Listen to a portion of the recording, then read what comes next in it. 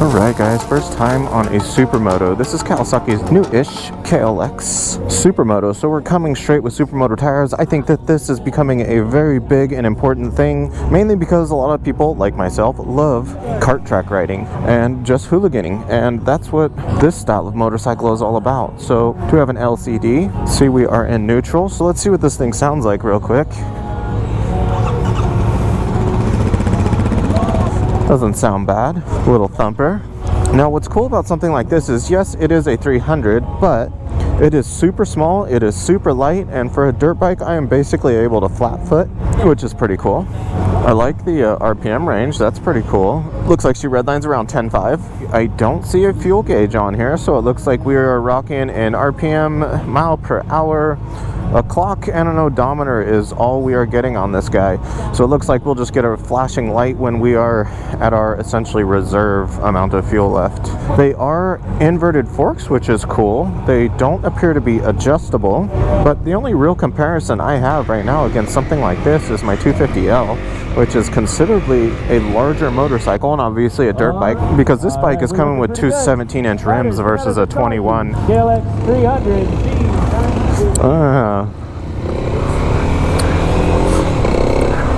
Okay. Well, good brakes. I'll take These mirrors are interesting. I could see pretty dang well. We'll see how vibey they get, because I'm pretty sure we're single cylinder. I'll drop that up here in just a sec. But there is nothing like riding a dirt bike on the streets. It is a ton of fun. I will say they're rarely something you want to ride on the freeway for long distances.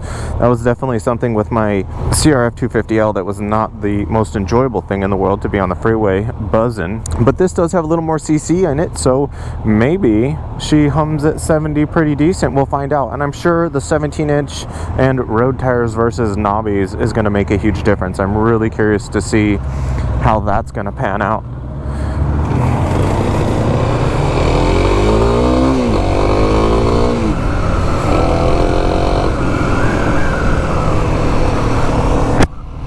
Definitely, God, I want to say this is a little more comfortable than my 250L was. It is definitely more playful, and right up front you can really tell the suspension destroys the 250L, because even she dips pretty good, but that 250L was brutal dip, and this feels definitely better. You could tell this is considerably more road oriented. Obviously that's the whole point, right, of a supermoto. We take these things out to a kart track or something like that and just have some fun. There's not so much power in this thing where it's gonna like scare the crap out of us and slide that rear all over the place. So I think that's pretty cool. This is definitely good learning motorcycle. They're trying to keep us all together and it's not working out. This is surprisingly comfortable. As all motorcycles without front windshields, I want a front windshield on this thing. I think that would help a little bit. Because I'm assuming this is actually going to run pretty decent at highway speeds, with at least the way it's feeling right now. And that suspension is making a big difference. Even in the rear, it's feeling a lot nicer than that 250L. It's just, the 250L just felt like you were on a Sea-Doo and you were just like bobbing around, like just riding down the road, you were bobbing and weaving.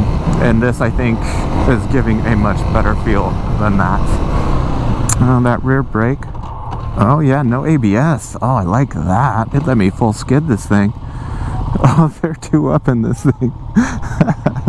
I don't know. That front brake is feeling a little, I mean, it grabs good, but it's a little low. It probably needs, let's see, what do we have here? Oh, okay, we only have one single dual piston, but one single rotor. It's not amazing braking force, that's for sure. But let's face it, we're not exactly on a rocket ship.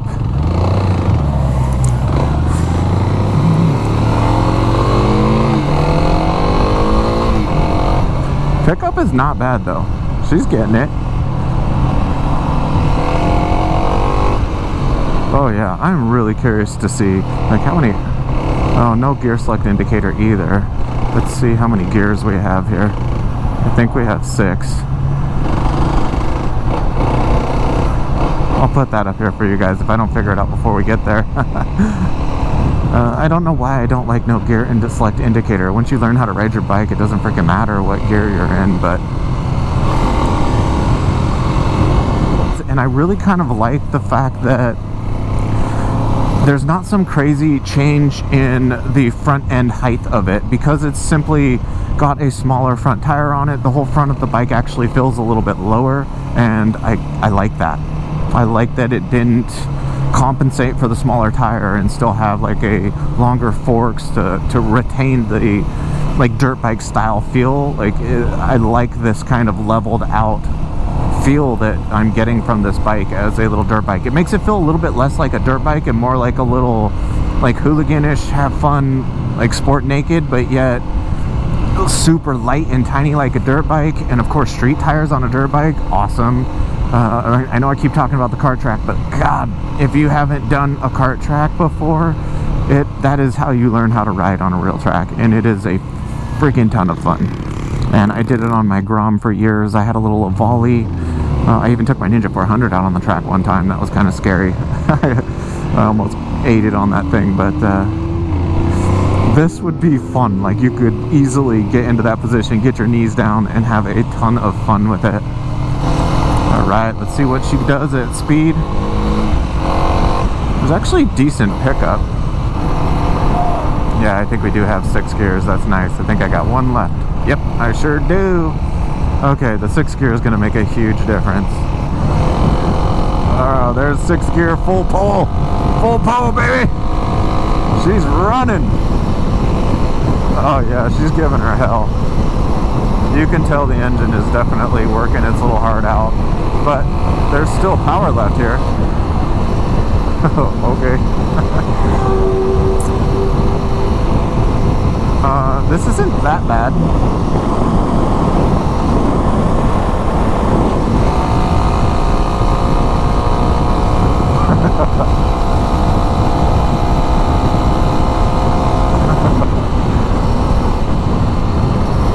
It's not terrible. I mean, it's holding the freeway at least 70-ish okay. I wouldn't say that, like, it's given it everything it's got, obviously. It's got another 3,500 RPM at 70 miles an hour, so it's not that friggin' bad. It really isn't that bad. I think if you had a short commute that required freeway, this would be more than acceptable.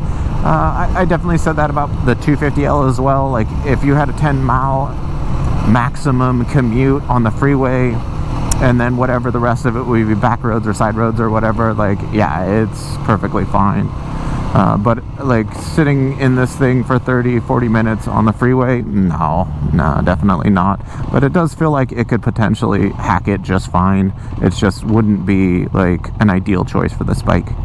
And I definitely like the fact it doesn't have ABS. That is going to make this thing so much more fun. But honestly, not bad, guys. If you were looking for a beginner tool around, short travel to and from work, this is a great choice. This is a nice, inexpensive, fun little motorcycle to have. You could definitely put bags on it if you wanted to. I'm sure there's going to be plenty of windscreen options for this thing so that you can get a little more wind protection if that's what you're looking for. And yeah, the suspension, maybe not, you know, high end, but it is definitely better than dirt bike suspension, and is definitely going to allow you to really kind of push that interest of maybe getting a suit on and dragging some knees and having some fun while still getting you to and from work, which I think is really cool. I think this thing would be a ton of fun in the cityscapes, back roads, and progressing in your riding skill for sure. This would be definitely the tool for that. And of course, I'll put up the fuel and the fuel tank capacity and miles per gallon. That way you can see how long you can actually ride this thing for. I'd say she probably has just enough to wheelie. Maybe in first gear, a little double clutch, she'd probably get her done. But I love the flickability, the way the bike just kind of lays over. It feels really, really nice. I think you would enjoy this for a first bike. And I think the seat height is just about right. Being 5'10", if I'm up on it like a dirt bike, I am full flat footing. If I sit back just a little bit, I'm on the balls on my feet, but I'm 5'10", 32-inch inseam, and this thing is feeling pretty good. And it's not like I'm wearing riding boots, I'm in freaking Vans, so those are even shorter than normal shoes. Beginner bike, guys, a good choice. I think you will enjoy this. This is a lot of fun. I would really love to take this on some serious twisties on my own terms and let her rip, because I think that this would be the bike to truly, like, hone your skills of riding and have a really good time. So thanks again for watching, guys, and I'll see you next week.